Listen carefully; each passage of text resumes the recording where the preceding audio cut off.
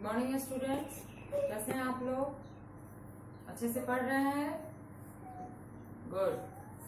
चलिए, सबसे पहले तो आप लोग अपना अटेंडेंस बना लीजिए, जो कि आपको पता है कैसे बनाना है ना? कमेंट बॉक्स में जाइए और वहां पे अपना नाम लिख दीजिए। आपसे नहीं होता है तो आपके पेरेंट्स कर देंगे। ओके, चलिए पहले ये काम कर लीजिए।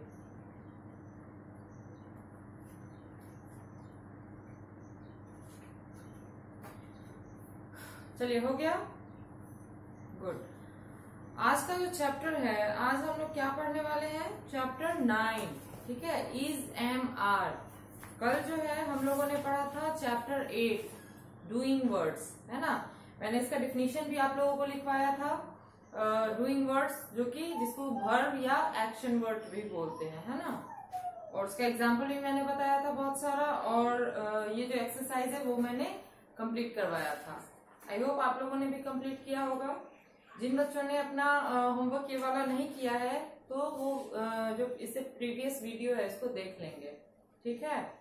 चलिए, आज का क्लास हम लोग स्टार्ट करते हैं। पेज नंबर 29 निकाल लीजिए। Read these sentences with is am are. ये जो सेंटेंस है कुछ दिया हुआ, उसमें क्या है? इज एम आर का यूज है। आपको उसको समझना है, मैं समझा रही हूँ, आप लोग ध्यान दोगे। आपको 3 बॉक्सेस यहाँ पे दिख रहे हैं, है ना? एक बॉक्स जो है उसमें इज का यूज बता रहा है, एक बॉक्स में आपको एम का यूज बता रहा है, और थर्ड वाले बॉक्स में आपको आर का यूज बता रहा है। तो पहले इज का यूज देख लेते हैं। माई नेम इज टीना। मेरा नाम टीना है। This is a pretty flower. यह एक प्यारा फूल है। That is my bag. वह मेरा बैग है। This poem is very long. यह कविता काफी लंबी है ना? इस का मतलब क्या होता है?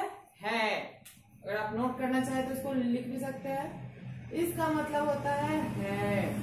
फिर है एम का मतलब होता है हूँ, और फिर आता है हमारा आर का मतलब होता है, ठीक है? एम का पढ़ते हैं।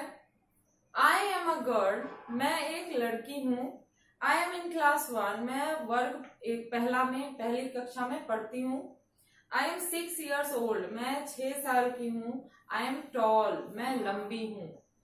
तो हम लोगों ने क्या पढ़ा है यहाँ पे? जहां भी एम है उसका मीनिंग क्या आ रहा है? हूँ। फिर है थर्ड हमारा आर का use. Amit and I R friends. Amit और मैं दोस्त हैं। क्या आ रहा है? जो कि मैंने यहाँ पे आपको लिखवाया है। फिर है we are in the same school. हम लोग एक ही स्कूल में पढ़ते हैं। You are being naughty. तुम बदमाश हो रहे हो या बदमाश होते जा रहे हो। Those dolls are new. वे गुड़ियां जो है नई हैं। तो क्या आ रहा है सब जगह? हैं। तो क्या सब फर्क समझा हमने? इसका मतलब होता है, एम का मतलब होता है हूं, और आर का मतलब होता है हैं, ठीक है? अब नीचे इसका कुछ आपको समझा रहा है कि कैसे यूज करते हैं और कैसे समझते हैं, ठीक है? We use is with singular naming words and the pronouns he, she and it. हम लोग इसका यूज किसके साथ करते हैं? सिंगुलर नेमिंग वर्ड, जो सिंगल पर्सन होता है, ठीक है? जो जहां पे एक चीज की बात हो रही है वो सिंगुलर पर्सन कहलाएगा, सिंगुलर नेमिंग वर्ड। और प्रोनाउन जैसे कि ही, शी और इट, मतलब ही, शी और इट जो है कोई एक ही चीज के बारे में होगा ना। ही मीन्स वह, एक ही हुआ। शी मीन्स भी वह हुआ, एक ही हुआ। इट का मतलब भी या वो भी क्या हुआ? एक ही हुआ। तो कह रहा है कि इसका यूज हम लोग सिंगुलर नेमिंग वर्ड्स में कर सकते हैं या फिर प्रोनाउन जैसे कि ही, शी और इट में। जैसे the giraffe is a tall animal, he is helpful, she is a painter, it is a dog, है ना? ही, शी, इट या फिर the giraffe singular naming word है, सब जगह इसका यूज है। फिर we use am with I. ये सबसे इजी है याद करना आप लोगों के लिए कि एम का यूज हमेशा किसके साथ होगा? आई के साथ। कभी भी आप एम का यूज ही, शी, इट या किसी नाम के साथ नहीं देखोगे। ऐसा तो नहीं रहता है राम एम ए बॉय, हमेशा क्या रहेगा? Ram is a boy. और आई के साथ देख लो तो हमेशा क्या होगा? I am a boy. कहीं आपने ये तो नहीं देखा है कि आई इज अ बॉय? तो वही कह रहा है कि एम का यूज हमेशा किसके साथ होगा? आई के साथ। जैसे I am a student, I am fond of dancing, I am always happy, I am going camping today. सब जगह क्या है, आई है तभी एम है। ओके, अब हमारा थर्ड है we use are with plural naming words and the pronouns we, you and they. जैसा हमने अभी सिंगुलर नेमिंग वर्ड और प्रोनाउन ही शी इट का पढ़ा है, इसके साथ उसका साफ अपोजिट है आर के साथ। आर वाले में क्या करना है कि प्लूरल नेमिंग वर्ड जो भी होगा जिसमें एक से ज्यादा के बारे में बात होगी उसमें आर लगेगा, और प्रोनाउन जो कि यू वी दे जो है वो भी प्लूरल प्रोनाउन है तो उसमें भी क्या लगेगा, आर का यूज होगा। जैसे these cars are new, we are cousins, you are helpful, they are teachers, है ना। सब जगह क्या है, हम लोग, तुम लोग, वे लोग, ये, है ना, ये सब बहुत ज्यादा है इसीलिए आर का यूज है। चलिए समझ गया इतना आप लोग। तो आगे हम लोग इसका एक्सरसाइज बना के देखते हैं। पेंसिल निकाल लीजिए आप लोग और इरेजर।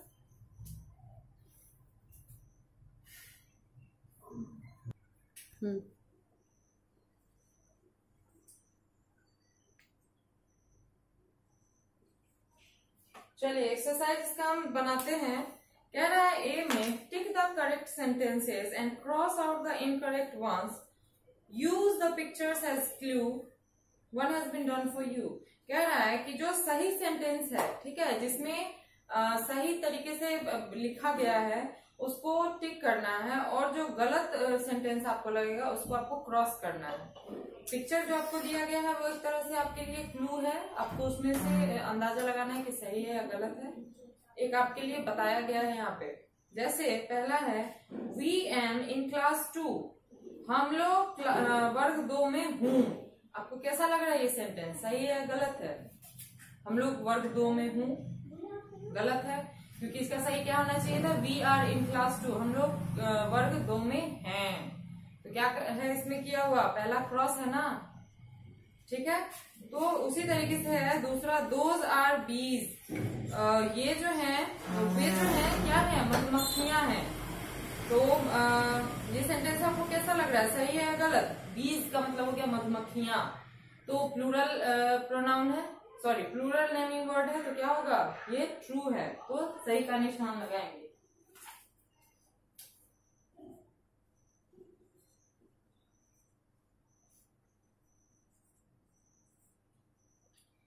फिर आपका आई एम एक्साइटेड, मैं जो हूँ काफी ये हूँ, एक्साइटेड मतलब होता है हमेशा कहते हैं ना उत्सुक होके खुशी से रहना, तो वही है। तो क्या होगा, आई के साथ हमेशा क्या बताया मैंने, क्या चाहिए यूज होगा, एम, तो ये भी सही है। फिर है आपका दिस आर माई हाउस, यह मेरा घर है, सिंगुलर है तो क्या यूज होगा, इज होगा ना, आर लगाया है तो वो आपका क्या हो जाएगा, रॉन्ग है, ठीक है, बॉक्स में क्रॉस कर दीजिएगा। फिर है आपका Caspar is my pet fish, Caspar जो है वो मेरी पालतू मछली है, सिंगुलर पर्सन है, इज लगाया है, सही है, ठीक। फिर है आपका the rose are a pretty flower, गुलाब जो है वो खूबसूरत फूल हैं, नहीं ना, रोजेज आर होगा, तो ये भी क्रॉस होगा। अब आप लोग कहिएगा कि क्यों नहीं होगा, क्योंकि द रोज सिर्फ एक ही गुलाब के बारे में यहाँ पे बात हो रही है, तो सिंगुलर पर्सन है इसीलिए गलत है ये। चलिए अब बी में देखते हैं, tick the correct column to complete each sentence, one has been done for you. आपको यहाँ पे इज एम आर का बॉक्स दिख रहा है और सामने 3-3 करके सारा बॉक्स ऐसे ही है, और इधर क्या है आपको फिल इन द ब्लैंक्स है। तो आपको सेंटेंस के हिसाब से देखना है कि इज एम आर में से क्या होगा, और जो होगा उसको टिक लगाना है उस वाले सेक्शन में, और वहां पे लिखना भी है फिल इन द ब्लैंक्स में। चलिए बताते हैं। पहला है the children dash inside the park, बच्चे जो हैं पार्क के अंदर हैं, पार्क में हैं, तो हैं का क्या होगा, आर, तो क्या किया है पहला में आर में टिक लगाया है, और वहां लिखना भी है, यहाँ तो लिखा नहीं है, आप लोग लिखोगे। चलिए बी का जो फर्स्ट है आर होगा, ठीक है, और आर वाले में टिक भी लगाएंगे आप लोग।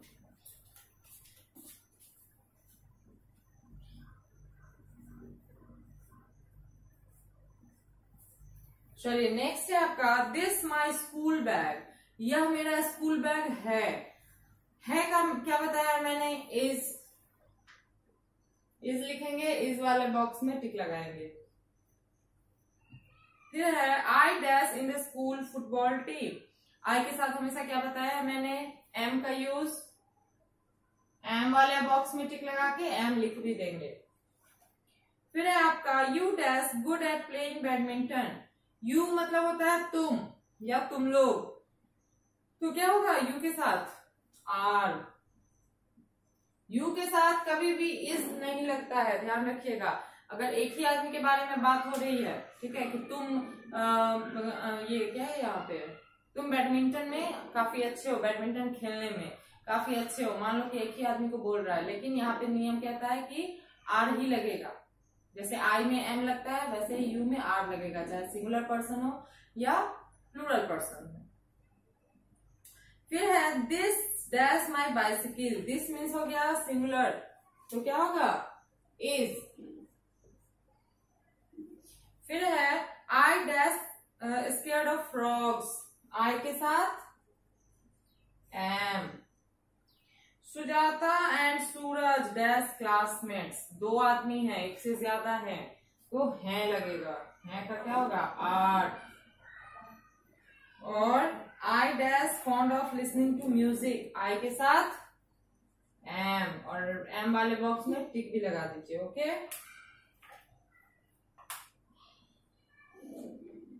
चलिए नीचे है fill in the blanks with is am are, one has been done for you.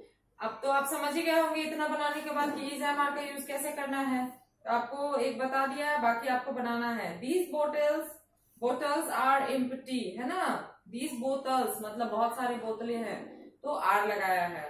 I dash 7 years old, आई के साथ क्या बताया, अभी जस्ट मैंने बताया है, आई के साथ M.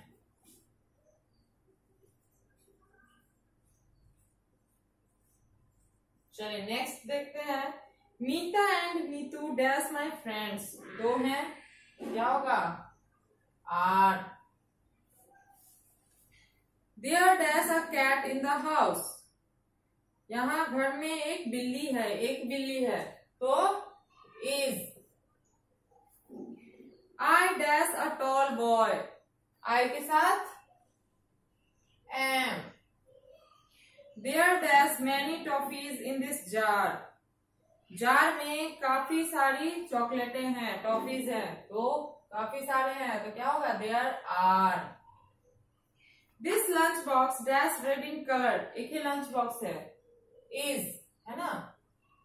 Maya dash a police girl, sorry Maya dash a polite girl, तो पोलाइट गर्ल माया, है ना, माया पोलाइट गर्ल है, मतलब माया एक ही लड़की है, तो इज, ठीक है। चलिए इसको पहले नोट कीजिए, फिर मैं आगे बताती हूँ।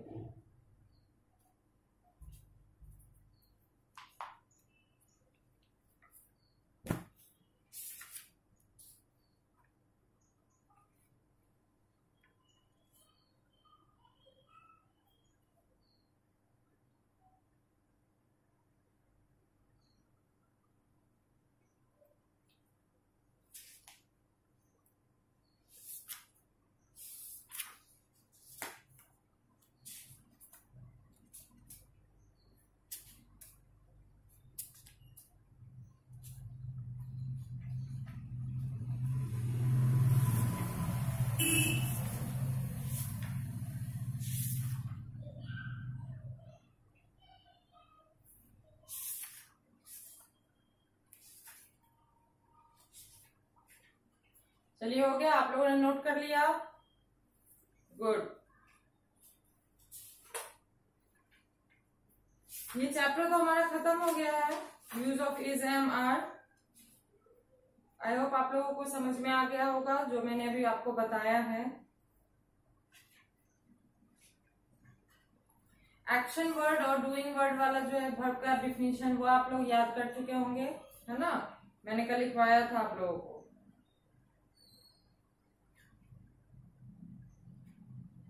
मैंने ही ग्रुप और शी ग्रुप वाला वर्ड भी कुछ लिखवाया था, आई थिंक 20 या फिर 10, तो आप लोग उसको भी याद कर लोगे, ठीक है ना।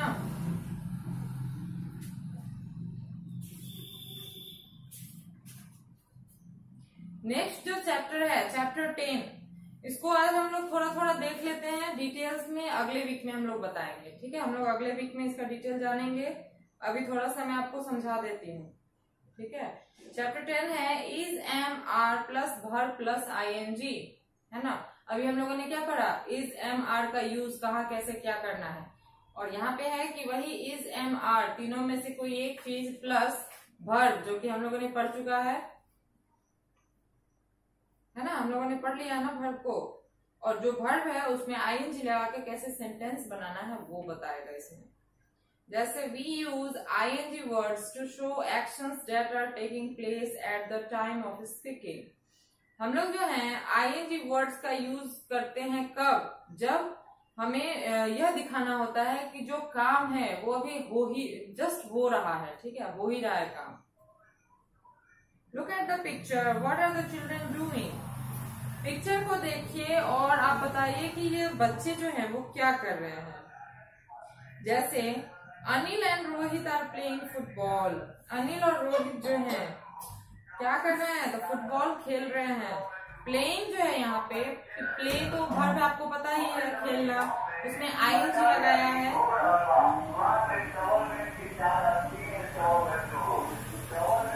उसमें जो आपको आईएनजी लगाया है मतलब खेल रहा है। एट द टाइम मतलब जिस टाइम ये बातें हो रही है उस समय वो क्या कर रहा है, खेल रहा है। Saira and Poonam are talking. Saira और पूनम जो है क्या कर रहे हैं, बात कर रहे हैं। मतलब टॉक मीन्स बात करना, लेकिन टॉकिंग जो हो गया तो बात कर रहे हैं उसी समय। Varun is sliding down. Varun जो है फिसल रहा है, नीचे की ओर फिसल रहा है, वो भी उसी समय काम हो रहा है। सीमा इज जॉगिंग। सीमा जो है जॉगिंग कर रही है, मतलब दौड़ रही है। सुबह का जो एक्सरसाइज होता है, दौड़ना, एक्सरसाइज करना, वो सब जॉगिंग कहलाता है। The words playing, talking, sliding and jogging describe what the children are doing in the park. ये जो वर्ड हैं प्लेइंग, टॉकिंग, स्लाइडिंग और जॉगिंग, ये हमें यह बता रहे हैं कि बच्चे जो है उस पार्क में क्या कर रहे हैं। Remember that doing words ending with e form the ing spelling by the dropping the e and adding ing.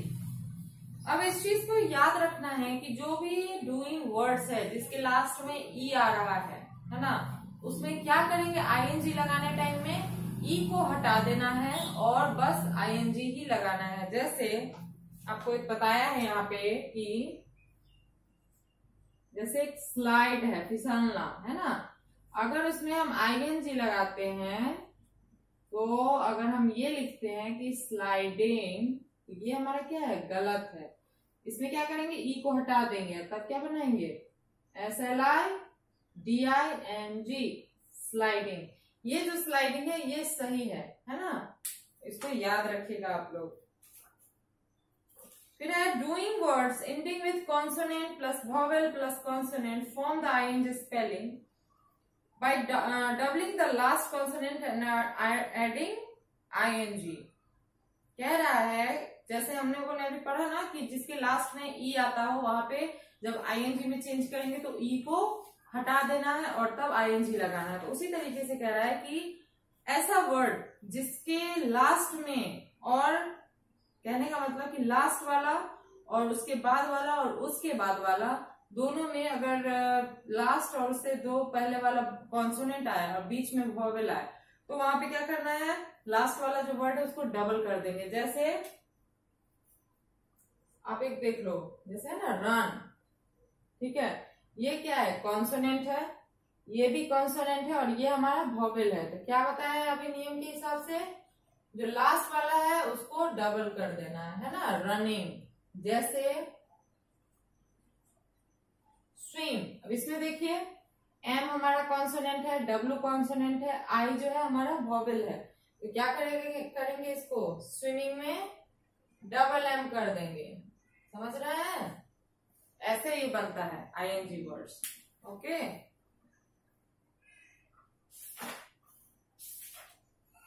इसका जो चैप्टर है वो मैं अगले दिन बताऊंगी आपको, ठीक है।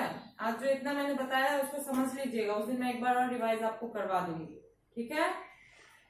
आप लोगों ने इसको नोट कर लिया, गुड।